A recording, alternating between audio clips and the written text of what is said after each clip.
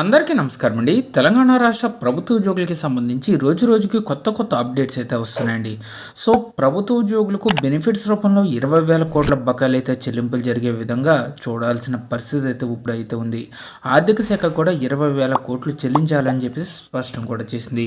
ఈ తరుణంలో ఉద్యోగులందరికీ కూడా పదవీ విరమణ అనేది పెంచడమా అనేది ప్రభుత్వం ఆలోచిస్తుందండి. సో, ఇదే కానీ జరిగితే వారి యొక్క బెనిఫిట్స్ ఇంకొక 2-3 ఏళ్ళు ఆగాల్సిన పరిస్థితి అయితే ఉంది. సో, ఈ వీడియోలో వీటి గురించి పూర్తి వివరాలు అయితే తెలుసుకుందామండి. సో, ముందుగా బకాయిలన్నీ కూడా జమ అవ్వాలని భావిస్తున్న వారు వీడియోని ఒక లైక్ చేసి మీ తోటి ఉద్యోగ మిత్రులకు వీడియోని అయితే షేర్ చేయండి. సో, తెలంగాణ ఎంప్లాయీస్కి సంబంధించి రిటైర్మెంట్ వయసు అయితే పెంపు ప్రభుత్వానికి చేరిన 3 ప్రతిపాదనలు. 1 సంవత్సరం పెంచడమా, లేదా 2 ఏళ్లు పెంచడమా, లేదా 4 ఏళ్లు పెంచే ప్రతిపాదనలపై ప్రభుత్వం మళ్ళా గుల్లాలు పడుతుంది.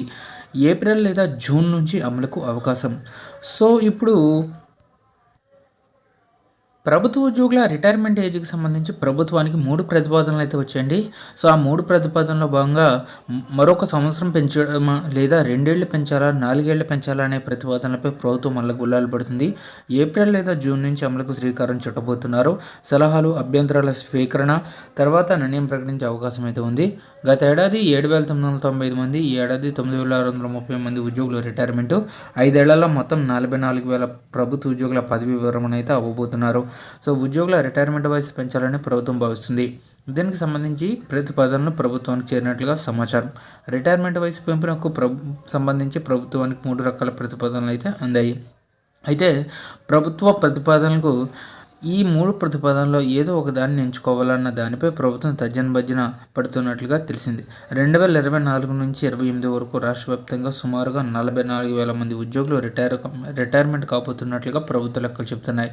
గత సంవత్సరం డిసెంబర్ వరకు 7,995 మంది ఉద్యోగులు, 2025 సంవత్సరంలో 9,630 మంది రిటైర్మెంట్ కాబోతున్నారు. ఈ 5 సంవత్సరాల కాలంలో ఉద్యోగులు బెనిఫిట్ రూపంలో సుమారుగా 20,000 కోట్లు చెల్లించాల్సిందని చెప్పేసి ఆర్థిక నిపుణులు పేర్కొంటున్నారు. గత సంవత్సరం రిటైర్మెంట్ అయిన వారికి 3,220 కోట్లు బిల్లులు చెల్లించాల్సి ఉండగా, ఈ సంవత్సరం రిటైర్మెంట్ అయిన వారికి 4,000 కోట్లను ప్రభుత్వం చెల్లించాల్సి అయితే ఉంది. ఈ నేపథ్యంలో ప్రభుత్వానికి ఇది అదనపు భారంగా మారిందని అధికారులు పేర్కొంటున్నారు.